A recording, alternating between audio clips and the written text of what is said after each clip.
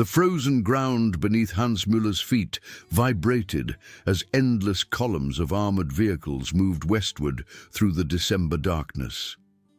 Sitting in a half-track's rear compartment, the Obergefreiter observed the seemingly infinite procession of panzers vanishing into the Eifel forests. Everything was set for tomorrow. Tomorrow would bring Germany's counteroffensive. Tomorrow the Reich would demonstrate to the world that victory remained achievable.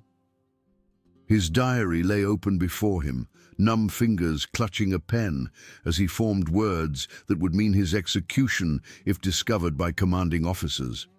The official line promised this offensive would fracture the Allied coalition and force peace negotiations. Müller desperately wanted to believe such pronouncements. Every fiber of his being yearned for this to be true. Yet he had witnessed Germany's cities transformed into burning ruins by aerial bombardment. Now they marched toward Belgium, carrying barely sufficient fuel to reach the Meuse River, let alone their ultimate destination of Antwerp. The calculations refused to add up properly, and somewhere in every soldier's consciousness lurked the awareness that the mathematics of this operation were fundamentally flawed. Along a 75-mile stretch of front extending from Monschau to Echternach, more than 200,000 German soldiers made final preparations for what the Supreme Commander had designated Unternehmen Wacht am Rhein. The operation's name itself constituted deliberate misdirection, implying defensive measures along Germany's western frontier while concealing the Wehrmacht's final desperate attempt to reverse World War II's trajectory. The operational concept verged on fantasy in its audacity. 3 German armies would smash through thinly defended American sectors in the Ardennes forest, establish crossings over the Meuse, then drive 100 miles to seize Antwerp. This would sever British and American forces, compelling negotiated settlement in the West. Such an outcome would permit Germany to redirect all remaining strength against Soviet armies advancing from the east. Senior field commanders who heard the Supreme Leader present this scheme in mid-November sat in stunned silence. The dictator had personally conceived every element, dismissing objections from General Feldmarschall Gerd von Rundstedt and General Feldmarschall Walter Model as defeatist thinking. Hasso von Manteuffel, commanding the 5th Panzer Army with the rank of General der Panzertruppe, endured the planning conferences at the Wolf's Lair with mounting apprehension. His extensive Eastern Front experience, where his tank divisions had repeatedly defeated Soviet offensives through superior tactical employment and mobility, gave Manteuffel perhaps the finest understanding of armored warfare among active German officers. He comprehended what this operation required, and he understood that Germany no longer possessed the necessary resources. During a private audience on December 2nd, Manteuffel carefully outlined his concerns to the Supreme Commander. Successful execution demanded achieving surprise, favorable weather conditions preventing Allied air operations, rapid forward movement to forestall American reinforcement, and critically, capture of intact American fuel storage facilities because German supplies could sustain only the initial assault phase. Without perfect alignment of these factors, the offensive would collapse. The Austrian corporal waved these objections aside, insisting German soldiers' superior willpower and fighting determination would overcome material disadvantages. What the Führer refused to acknowledge was that superior willpower could not propel armor without gasoline, could not manufacture ammunition for artillery pieces, could not replace the 800 aircraft and 1,500 tanks Germany would commit to an operation with perhaps 10% probability of success. The force assembled for Wacht am Rhein represented Germany's final strategic reserve. SS Oberstgruppenführer Josef Dietrich's 6th Panzer Army would deliver the primary thrust northward, driving past Liège toward Antwerp. Despite commanding Germany's most powerful armored formation, Dietrich had never demonstrated operational-level competence. A loyal party member and personal favorite since the movement's earliest days, Dietrich had advanced through ranks based on political reliability rather than military capability. Von Rundstedt privately characterized him as decent but stupid. While Model had protested the appointment unsuccessfully, Mantefel's 5th Panzer Army would attack through the central sector toward Bastogne and Namur before wheeling northward to link with Dietrich's forces. Southward, General de Panzertruppe Erich Brandenberger's 7th Army would shield the offensive's southern flank, using infantry divisions lacking mobility or firepower to accomplish more than delaying American counterattacks. On paper, the figures appeared impressive. Over 400,000 men would participate across various offensive stages. Approximately 1,400 tanks and assault guns, 2,600 artillery pieces, and 1,000 combat aircraft had been gathered from across the shrinking Reich. These statistics concealed devastating shortcomings. Many of the 30 divisions allocated to the offensive were reconstituted formations filled with teenagers and men over 40 who had received minimal training. The panzer divisions, while equipped with formidable Tiger and Panther tanks, lacked sufficient support vehicles, spare components, and most critically, fuel. Staff calculations indicated the offensive possessed enough gasoline for 30 to 40-mile advances. The Meuse River lay 80 miles from assembly positions. Antwerp stood 125 miles distant. Success depended entirely upon seizing American fuel dumps intact during the opening days. Should the Americans destroy their petroleum stores, the entire German armored spearhead would halt deep within enemy territory. The deception had been executed masterfully. Radio silence, nocturnal movement patterns, and the code name suggesting defensive operations prevented Allied intelligence from detecting the massive concentration. American commanders believed Germany incapable of mounting major offensive action at this war stage. The Ardennes sector where the blow would fall was held by 4 inexperienced or battle-worn divisions, resting in what soldiers termed the ghost front. However, deception and surprise could carry the offensive only so far. Every German field commander understood that once attack commenced, they would race against time as American reinforcements flooded into the Ardennes. December 16th dawned cold and foggy across the Ardennes. At precisely 5:30 that morning, 1,600 German artillery pieces erupted in a 90-minute barrage, shattering the winter silence. Feldwebel Kurt Zimmermann, commanding a Panzer IV tank in the 2nd Panzer Division, had experienced Soviet artillery bombardments on the Eastern Front that made this preparation seem modest. Yet he watched American positions disintegrate under the shellfire with grim satisfaction. Perhaps their pessimism had been misplaced. Perhaps surprise and violence of action would prove sufficient. His tank lurched forward as infantry assault waves advanced. Behind him, dozens of panzers rolled toward Belgium, engines roaring through morning mist. In the turret, Zimmermann checked his fuel gauge, 3/4 full. Sufficient to reach the Meuse if they moved rapidly, if they encountered no obstacles, if everything proceeded according to plan. Every tanker in the column understood that a very heavy burden rested on that word if. The 6th Panzer Army's northern assault encountered immediate difficulties. At Lanzerath, a single American reconnaissance platoon, supported by artillery observers, held an entire German parachute battalion at bay for 10 hours. When SS Obersturmbannführer Joachim Peiper, commanding Kampfgruppe Peiper, the 6th Army's most powerful armored battle group, reached Lanzerath that evening, he found the paratroopers still pinned down. Peiper was 29 years old, a former adjutant to Heinrich Himmler, who had earned reputation for aggressive armored tactics on the Eastern Front. Tall, blonde, and fanatically devoted to the SS, Peiper commanded approximately 4,800 men with 117 tanks and numerous support vehicles. His orders were simple: break through American defenses and drive to the Meuse without halting, without regard for flanks, seizing bridges before demolition.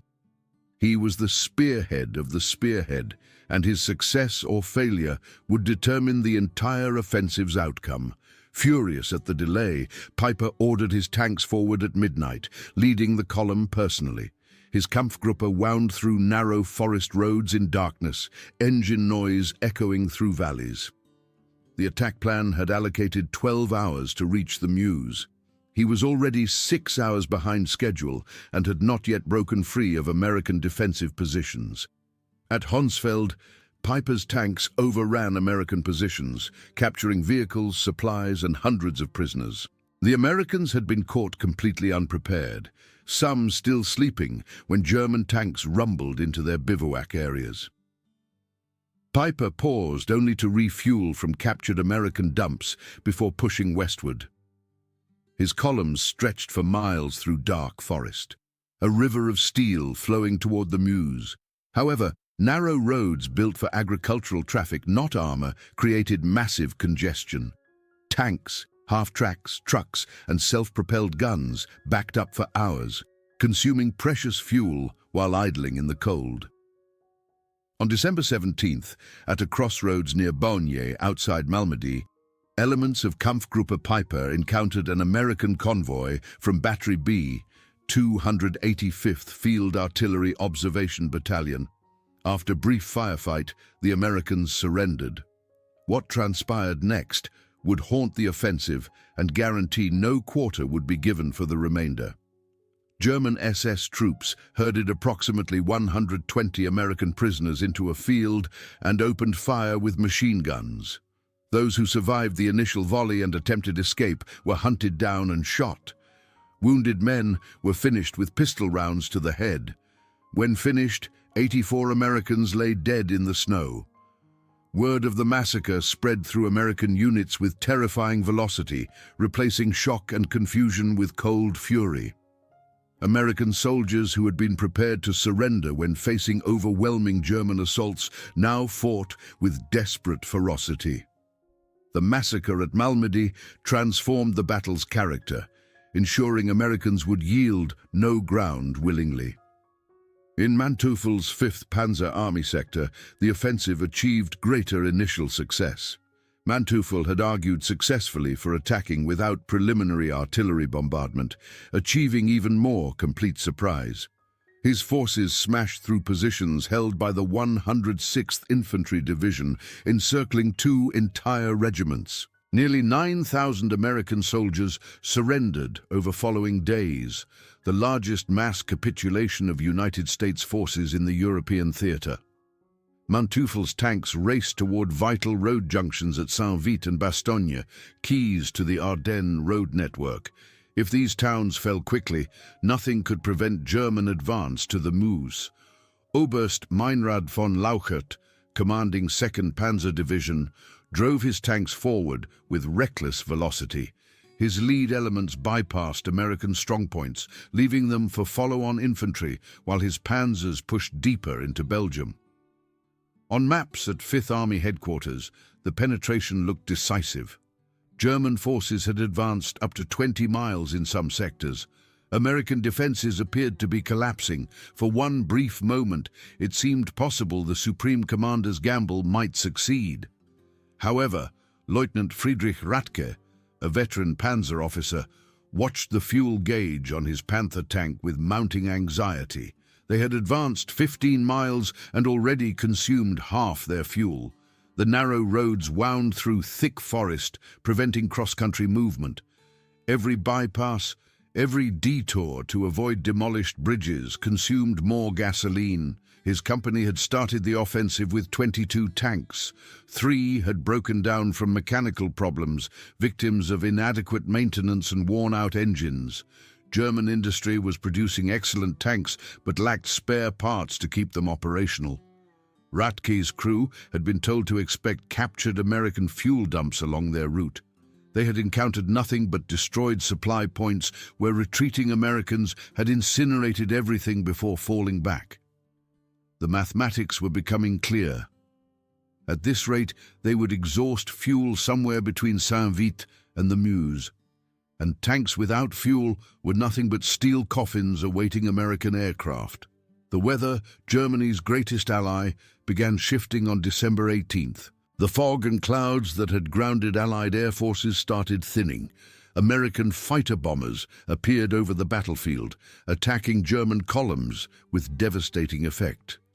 Hauptmann Hans Schmidt, commanding a company of Panzer Grenadiers, watched P-47 Thunderbolts strafe his column, destroying 3 trucks and a half-track in seconds. The fighters appeared without warning, diving through gaps in the clouds to unleash rockets and cannon fire before climbing back into the overcast. Against aircraft, German forces were nearly defenseless. The Luftwaffe had promised fighter cover, but few German planes appeared. Most of Germany's remaining aircraft had been held back to support a separate operation, and fuel shortages limited combat sorties. American planes appeared with increasing frequency, leaving German vehicles burning along roadways. The advance slowed repeatedly as units took cover, waiting for the fighters to pass.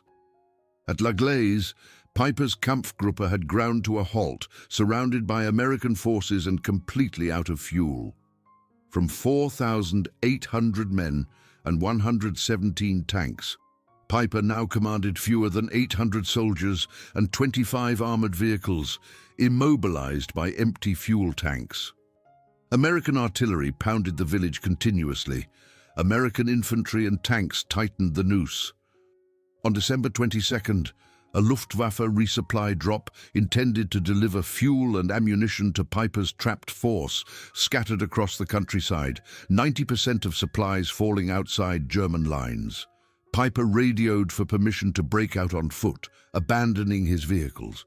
The request traveled up the chain of command to Dietrich, who forwarded it to the supreme leader. The answer came back the following day. "Hold your position. Reinforcements are coming."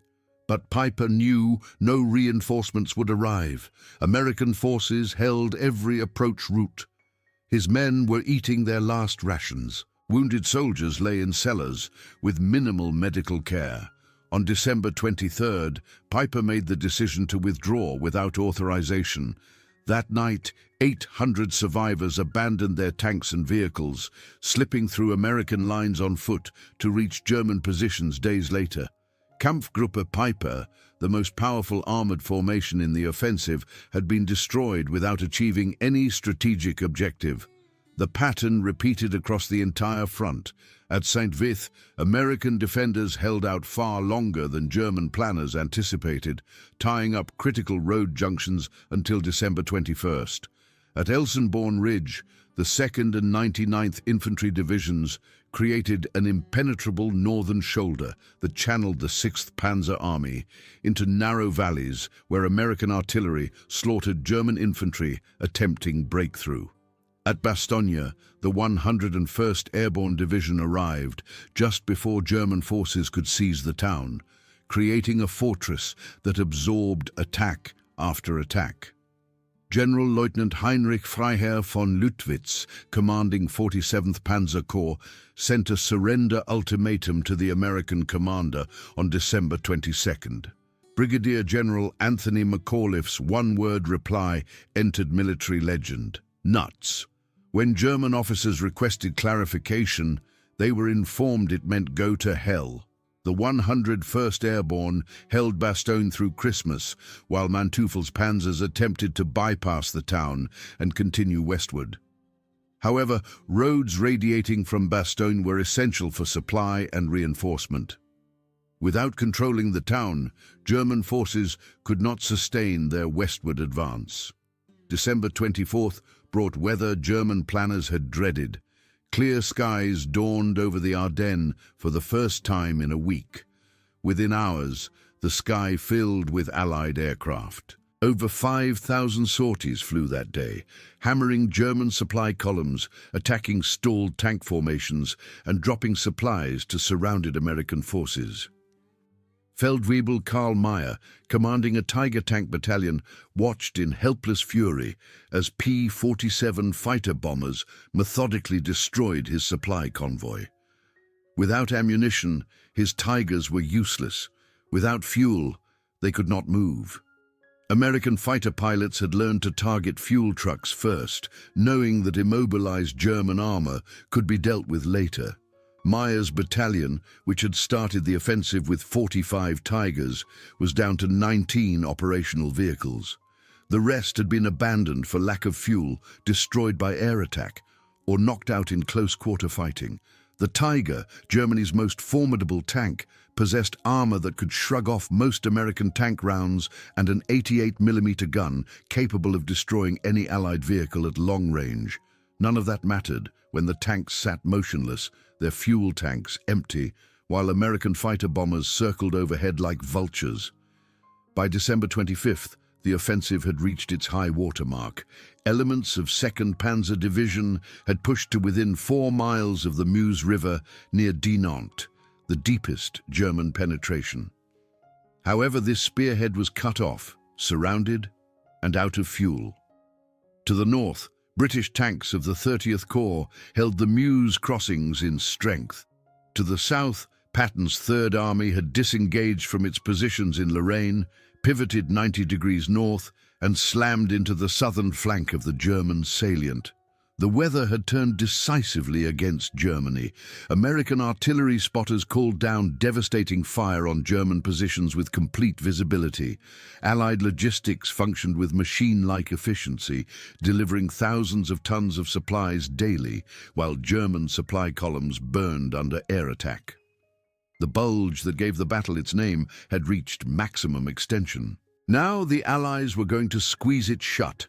Hauptmann Otto Krebs, who had commanded a Panzer Grenadier company through the opening days of the offensive, sat in a frozen foxhole near Bastogne on Christmas Day, trying to comprehend what had gone wrong. They had achieved complete surprise. They had broken through American lines. They had advanced up to 30 miles in some sectors. And yet, they had failed. The Americans had not collapsed. Every small town became a fortress. Every crossroads, a battlefield. His company had started with 160 men. 48 remained combat effective. The rest were dead, wounded, or missing. They had no ammunition for their mortars, barely enough rifle rounds for one more engagement, and no prospect of resupply because American aircraft controlled the roads. Christmas dinner consisted of frozen bread and weak coffee.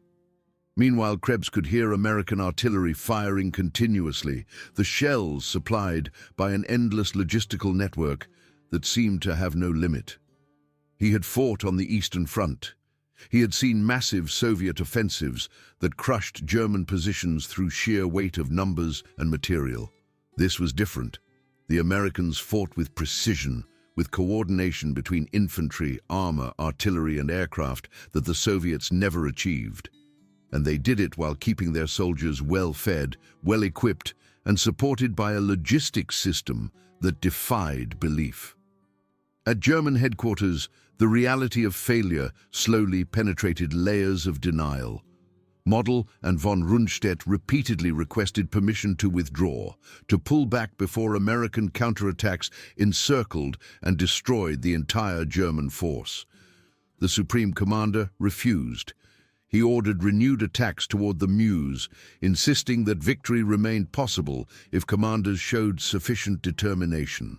On December 26th, Patton's 4th Armored Division broke through to Bastogne, opening a corridor into the besieged town. The Americans immediately began pouring reinforcements and supplies into Bastogne, transforming it from a defensive position into a base for counterattacks. Manteufel's forces, which had bypassed Bastogne thinking it contained only a small garrison, now found a reinforced American strongpoint in their rear, threatening their supply lines and blocking roads they needed for retreat. January 1st, 1945, brought the Luftwaffe's final major operation of the war, Operation Bodenplatte. Over 900 German aircraft launched surprise attacks on Allied airfields in Belgium and Holland, destroying approximately 200 Allied planes on the ground. For a few hours, it seemed Germany could still strike devastating blows. However, the operation had been a strategic disaster. The Luftwaffe lost approximately 280 aircraft destroyed, with more than 230 pilots killed, missing or captured, including wing commanders, squadron leaders, and irreplaceable experienced aviators. The Allies replaced their lost planes within days. Germany would never recover the pilots or aircraft lost in what proved to be the Luftwaffe's death blow against itself. Oberst Johannes Steinhoff, one of Germany's highest-scoring fighter pilots, watched the returning aircraft land with growing horror as the losses became clear. The Luftwaffe had gambled everything on one operation and lost. From this point forward, German forces would fight without meaningful air cover, while Allied fighter bombers hunted them relentlessly. The German offensive had created a bulge 60 miles deep and 40 miles wide at its base, but it had failed to reach any strategic objective. The Meuse remained in Allied hands. Antwerp was unthreatened. Allied armies had not been split or encircled. Most critically, the offensive had consumed Germany's last strategic reserves of men, tanks, fuel, and ammunition. Every panzer division committed to the Ardennes was effectively destroyed as a fighting force. Replacements did not exist. New tanks could not be produced in sufficient numbers. Fuel reserves were exhausted. The offensive had burned through supplies that had taken months to accumulate, supplies that Germany could never replace. On January 3rd, the Americans launched major counterattacks from north and south, aiming to pinch off the bulge and trap German forces inside. The Führer finally authorized a limited withdrawal on January 8th, but by then, the opportunity for organized retreat had passed. German forces fell back under constant pressure, fighting desperate rearguard actions while American forces hammered them from ground and air. Lieutenant Hans Weber, a tank commander in the 9th Panzer Division, recorded the final days of the offensive in letters never sent. Found among his possessions after his death in February 1945, "We are destroying our own vehicles for lack of fuel to move them. Every road is choked with abandoned equipment. The Americans pursue us day and night, their aircraft appearing whenever the weather clears.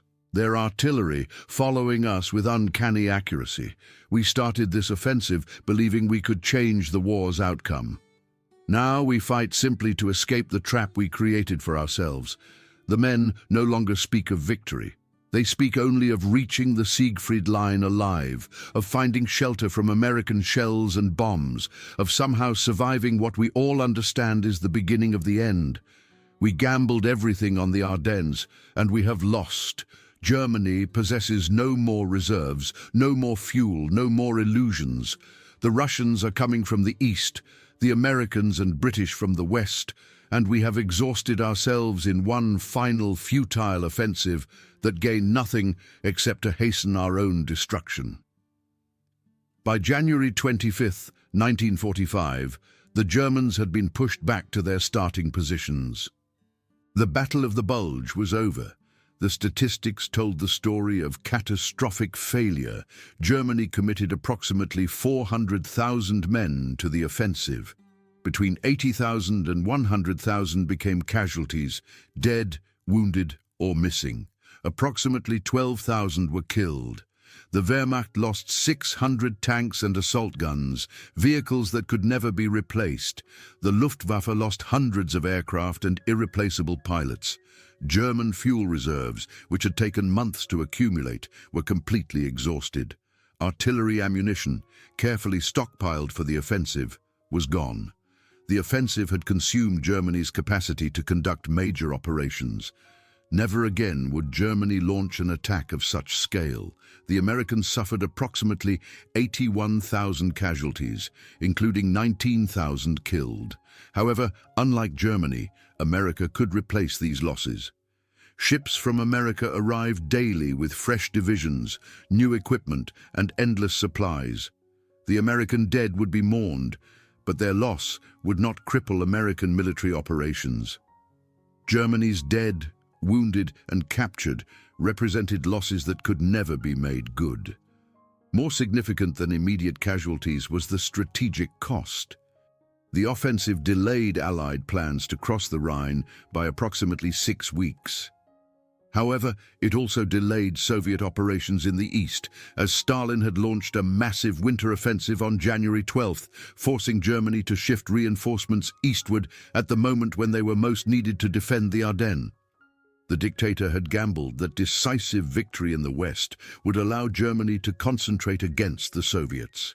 Instead, the Ardennes consumed forces desperately needed in the east while achieving nothing in the west. When the Soviets launched their Vistula-Oder offensive, they encountered weakened German defenses and advanced 300 miles in 3 weeks, reaching the Oder River less than 50 miles from Berlin.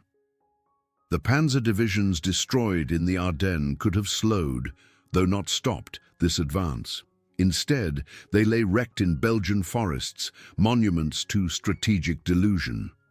Oberst Hermann Gessner, who had commanded a Volksgrenadier division in the offensive, wrote a detailed after-action report that was never submitted because by the time he finished writing it, there was no longer a functioning command structure to receive such reports. His analysis was brutally honest. The Ardennes offensive failed because it was based on assumptions that had no basis in reality. We assumed complete surprise, which we achieved.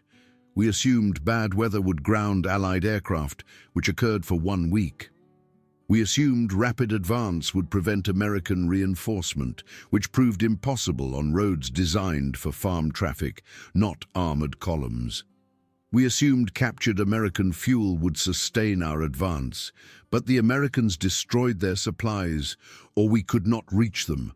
We assumed American forces would collapse under the initial assault. Instead, even newly arrived divisions fought with determination that delayed our advance at every crossroads. We assumed our will to win would overcome material disadvantages, as if courage could be substituted for gasoline, determination could replace ammunition, and fighting spirit could overcome absolute Allied air superiority. Most fundamentally, we assumed that because the Supreme Leader ordered an offensive, that offensive must succeed. This was not military planning. This was magical thinking, and it has destroyed the last forces capable of defending Germany. The aftermath of the offensive brought consequences far beyond simple military defeat. The 6th Panzer Army, which had achieved so little in the Ardennes, was ordered to Hungary for a final offensive near Lake Balaton. This attack, launched in March 1945, failed completely against Soviet defenses, and the 6th Panzer Army was effectively destroyed. Dietrich survived the war and was tried for war crimes at Malmedy, receiving a life sentence that was later reduced. He was released from prison in 1955 and died in 1966, never acknowledging the massacre his forces committed. Piper was also convicted for war crimes at Malmedy, initially sentenced to death, later reduced to life imprisonment, and released in 1956. He moved to France, where he lived under an assumed name until 1976, when his identity was discovered. His house was firebombed, and Piper was killed, the old massacre finally catching up with him 31 years after the events at Bonnier Crossroads. Manteuffel survived the war, surrendered to the British, and served a brief prison term. He later entered West German politics, serving in the Bundestag and coining the term Bundeswehr for West Germany's new armed forces.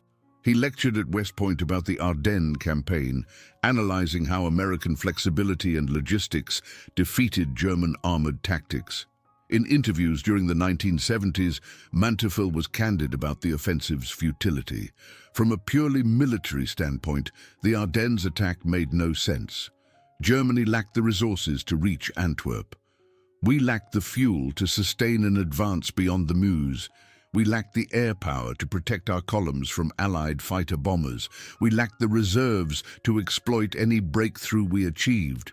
The offensive succeeded tactically in achieving surprise and breaking through American lines. It failed operationally because we could not sustain the advance. It failed strategically because even if we had reached Antwerp, which was impossible, Such success would not have forced Allied negotiation or changed the war's fundamental outcome.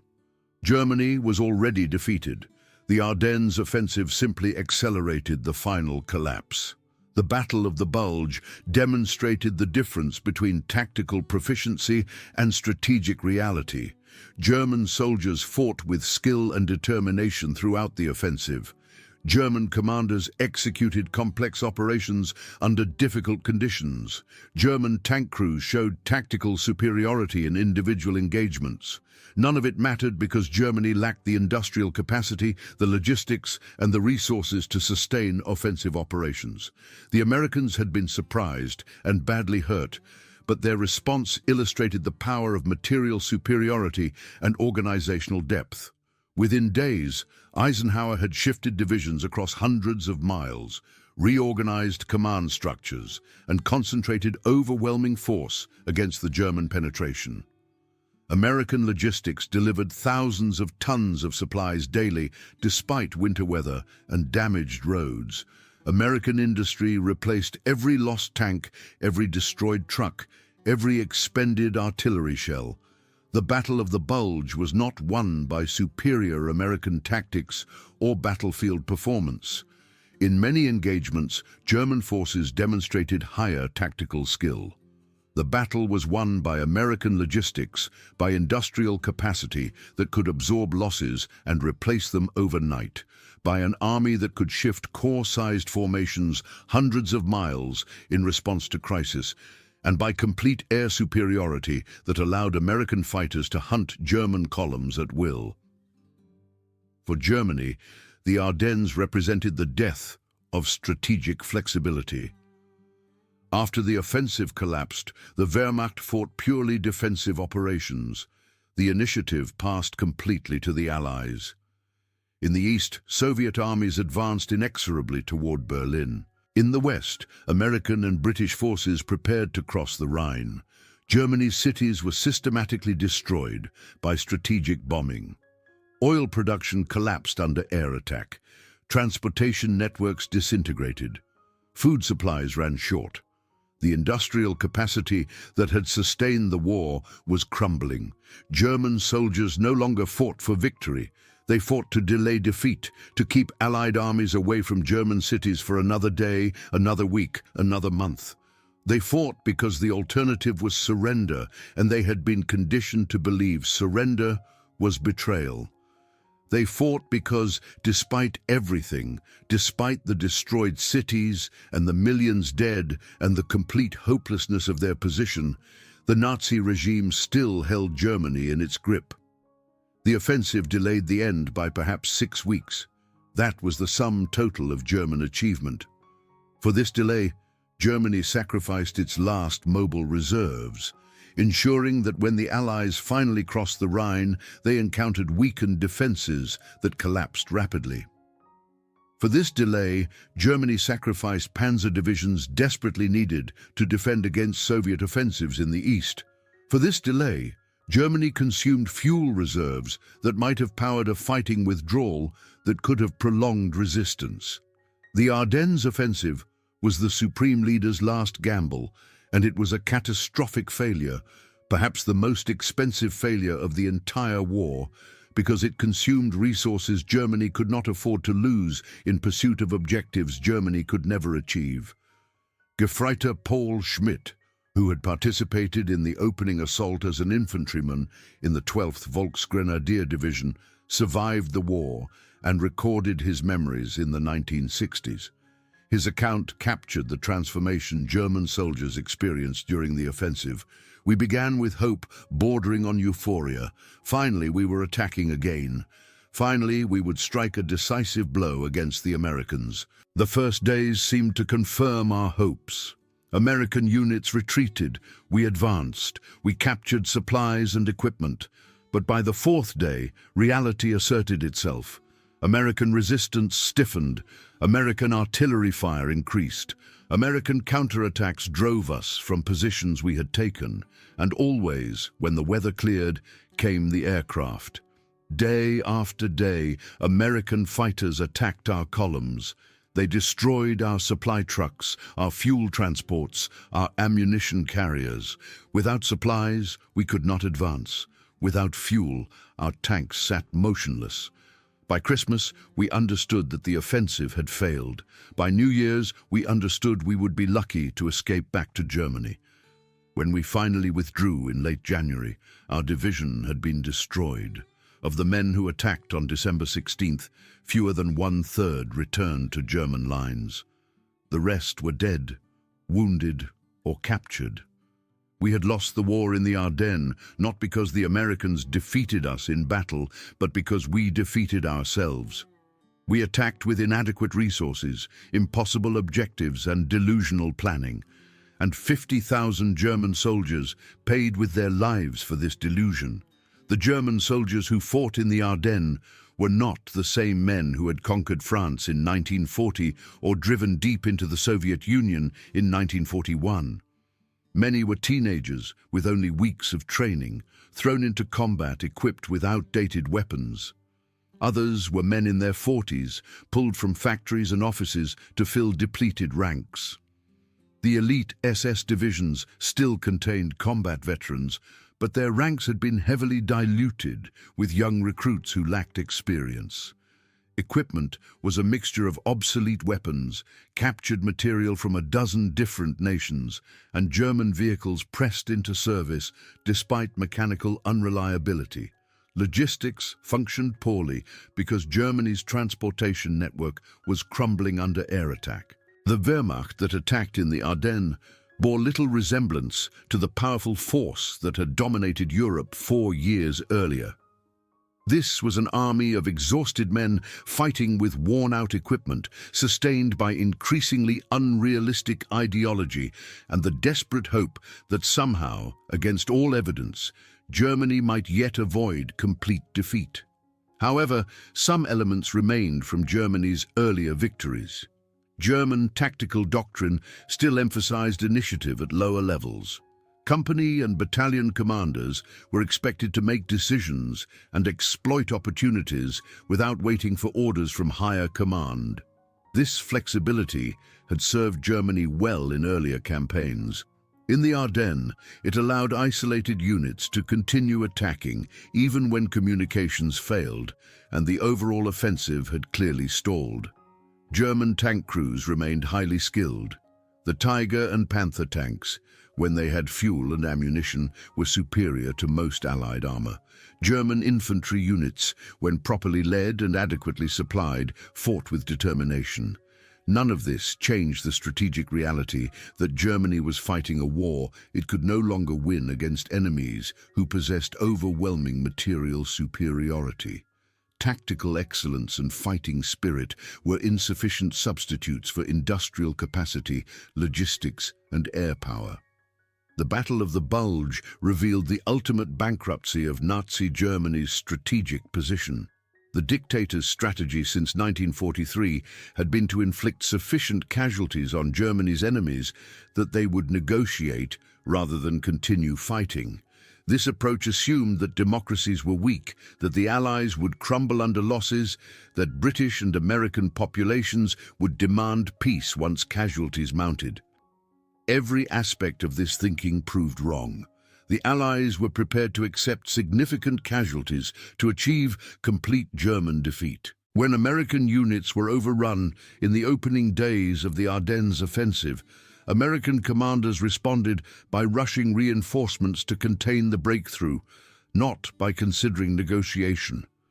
When British tanks held the Meuse crossings, denying Germans their primary objective, the British government did not waver in commitment to Germany's unconditional surrender. The Allies understood what the Führer refused to accept.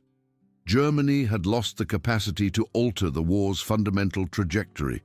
The question was not whether Germany would be defeated, but when and at what cost. The Ardennes offensive added approximately 100,000 German casualties to the final bill without changing the answer to either question. What the offensive did accomplish was to eliminate any possibility of Germany negotiating a conditional surrender.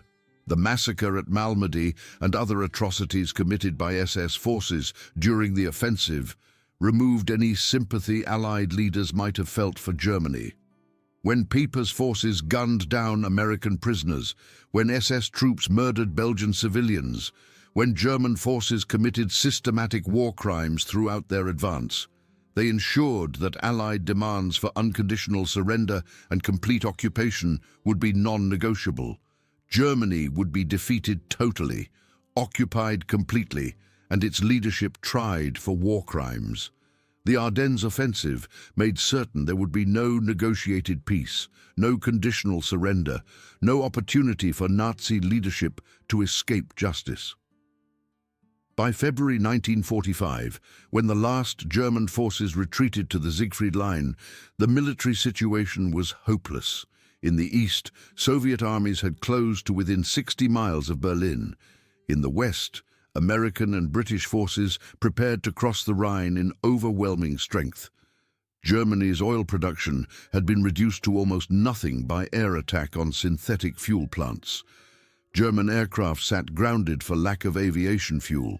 Tanks sat immobilized in defensive positions, unable to maneuver for lack of gasoline. German cities were systematically destroyed by round-the-clock bombing. Transportation networks were shattered. The economy was collapsing. Food supplies were inadequate.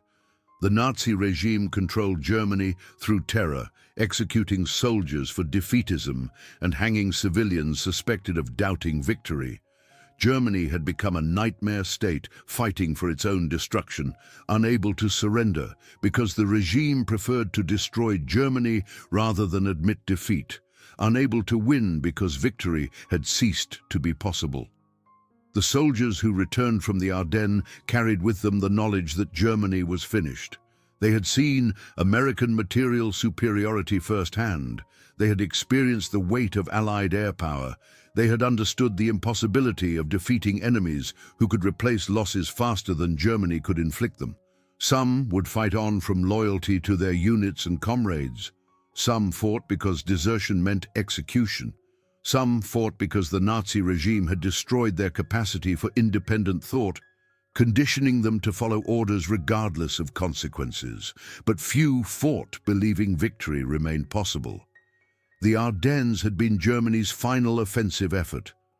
From February forward, Germany fought purely defensive battles, delaying actions, hopeless last stands in cities that would be destroyed defending them. The war would continue for 3 more months, but its outcome had been determined. Germany would be defeated, occupied, and divided.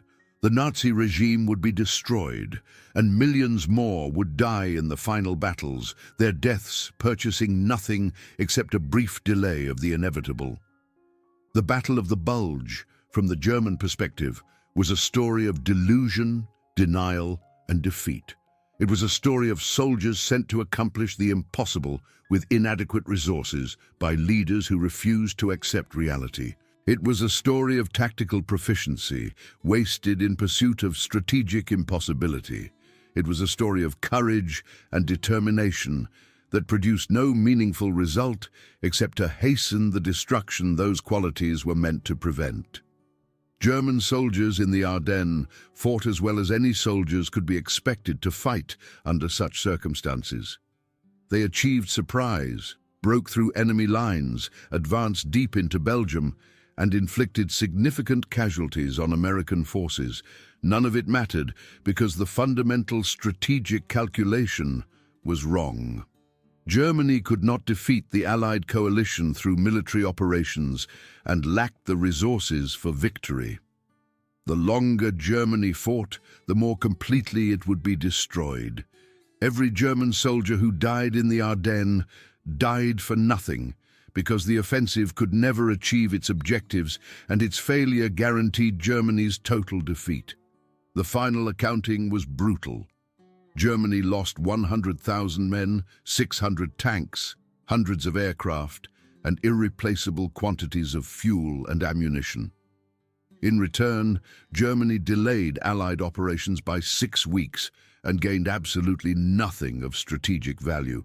The Ardennes offensive was a catastrophic failure, But it was more than military defeat.